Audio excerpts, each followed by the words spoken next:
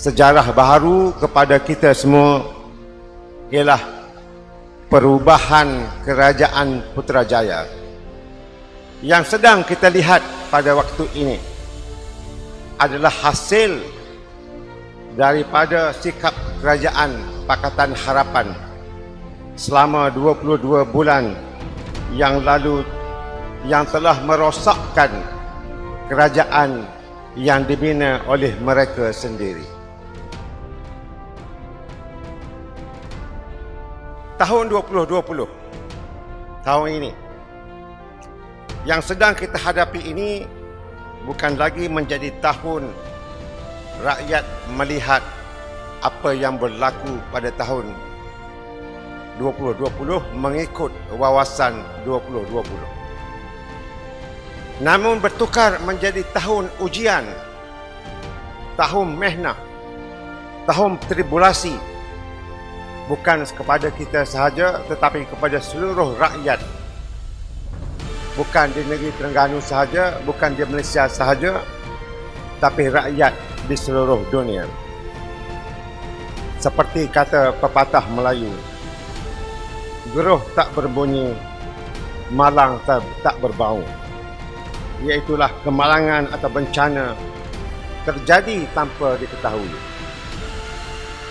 Pandemik COVID-19 adalah salah satu ujian besar bagi peradaban manusia di seluruh dunia. Bahkan kita di Malaysia ini juga berdepan dengan krisis COVID-19. Dalam masa yang sama kita berdepan dengan krisis ekonomi. Dan yang ada di hadapan kita di saat ini ialah krisis politik dan sejarah baharu kepada kita semua. Apa itu sejarah baru kepada kita semua? Sejarah baharu kepada kita semua ialah perubahan kerajaan Putrajaya yang sedang kita lihat pada waktu ini adalah hasil daripada sikap kerajaan Pakatan Harapan selama 22 bulan yang lalu yang telah merosakkan kerajaan yang dibina oleh mereka sendiri. Mereka telah menunjukkan satu sikap atau fi'il bersengketa sesama mereka, mempersalahkan orang lain. Tatkala nakhoda mereka dalam Pakatan Harapan gagal bersepakat arah tujunya, maka ribut melanda. Akhirnya mereka menjadi sebuah kapal yang karam.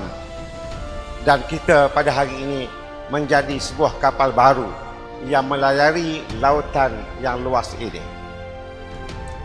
Kesilapan dan kesalahan mereka, kerajaan mereka yang jatuh itu adalah kerana apa?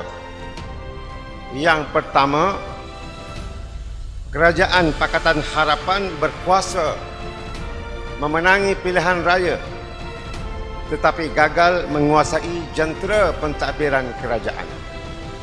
Kedua, pemimpin kerajaan mereka yang menyerajui kepimpinan kerajaan Pakatan Harapan yang lalu gagal berfungsi sebagai pentadbir yang cekap dan efisien.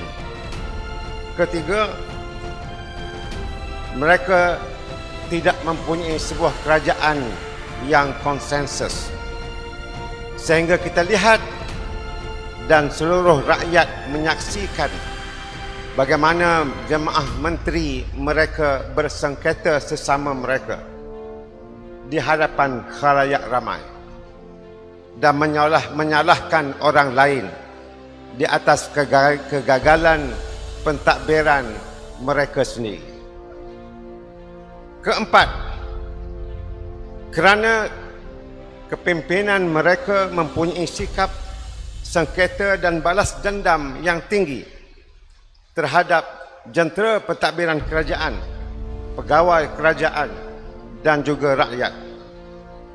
Dan mereka sebenarnya gagal memahami iktibar daripada peristiwa Fathul Makkah pada zaman Rasulullah sallallahu alaihi wasallam, dan juga sejarah bagaimana runtuhnya tembok Berlin yang menyatukan Jerman Timur dan Jerman Barat. Yang kelima, keputusan dasar kerajaan mereka yang lalu yang tidak menunjukkan sebuah kerajaan yang stabil, dan dalam banyak keadaan dominasi keputusan kerajaan yang lalu diterajui oleh DAP yang menjadi masalah yang besar sehingga rakyat merasa gelisah, pelabur tidak yakin, dan akhirnya menekan kecergasan ekonomi negara.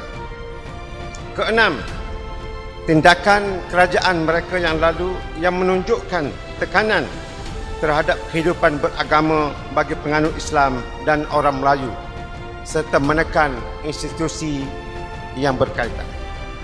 Dan ketujuh, punca kejatuhan, tenggelamnya bahtera kerajaan Pakatan Harapan yang lalu, faktor luaran yang turut mengambil bahagian untuk menggoncangkan kapal yang sedang parah selama 22 bulan itu. Ada faktor mereka sendiri. Akhirnya faktor mereka tak boleh selesai, maka ada unsur luaran. Kena kita kocok, kena kita buat sesuatu, barulah kapal mereka karam, sebagaimana yang kita lihat pada awal tahun ini.